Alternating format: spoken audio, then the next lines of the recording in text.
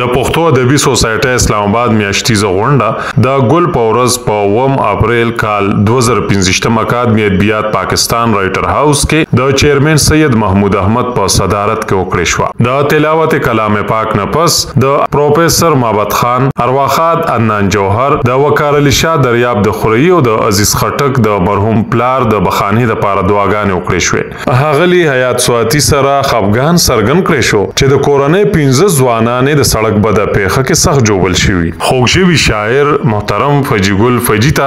د کتاب په چاپ او په درنه مخکتنه باندې مبارکي ورکړې شوه. اخیری نشست کې شاعرانو خپل کلامونه وړاندې کړل. ستا په غوښتنه مې ستا سترګو ته کړې سترګې نږدې،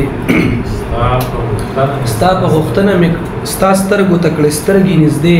زما نظر ستا د نظر د اور شغلو وسېزو،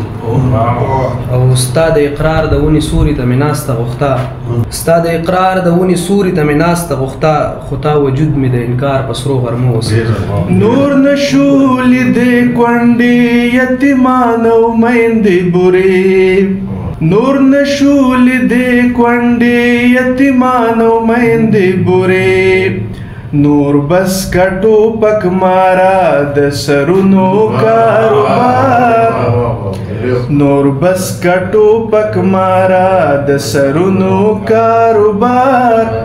چې غلط مې په خاندان شي، په زړه کې جاړم که په خوله خاندم، غمونه زړه کې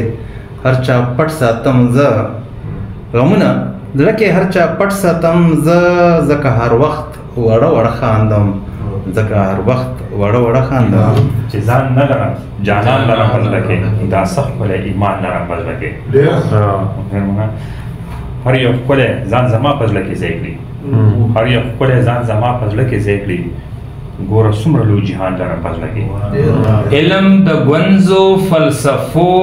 مرچوړه سر لټوي، نه مومي خیال سرنیولی سرګردان ګرځي، محور لټوي نه مومي، او عقل تور غار ته رسېدلی دی، راګیر دی پکې هېڅ نه ویني. عقل تور غار ته رسېدلی دی، راګیر دی پکې هېڅ نه ویني، د واپسۍ وتلو لاره ګوري ور لټوي نه مومي. زپېدلی دردېدلی کړېدلی ویلې کېږي لکه نیل خپل فعانه، دا د ځان او د جهان نه ناخبره، لږ ور وګوره چې څه غواړي له تا نه مې اوبو ته څه حاجت دی نه دانو ته، زه خو نه مخلم ستا د مخ د ځل نه، د خدای الوت مې پورته آسماني دی، سپین صفا کلام کوم الول نه. هغه څه وي چې ایمان په چا کې نه وي، هغه څه وي سړی نه وي بس د لوبو چنچڼې وي، سړی نه وي بس د لوبو چنچڼې وي. د سړي دپاره یو خبره بس وي، خو یوه خبره ده چې څوک سړی وي. وګوره جام هم پیمانه ګډېږي، وګوره جام هم پیمانه ګډېږي، ټوله په ټوله میخانه ګډېږي، او دا کم مورید دی چې په هر قدم یې، دا کم مورید دی چې په هر قدم یې د پیر صاحب واړه ستانه ګډېږي، دا کم مورید دی چې په هر قدم یې د پیر صاحب واړه ستانه ګډېږي. څوک چې مونږ عذابوي په سازشونو، سازشیان هم په عذاب کړې پاک ربا، خیرن زړونه د زمزم په اوبو، خیرن زړونه د زمزم په اوبو وینځو، د دیدن تږي سیراب کړې پاک ربا. نن دا نشست د مشاعرې او زه افسوس کوم چې ما سره هېڅ شی نشته، که د سردار سره ځي، ځکه ما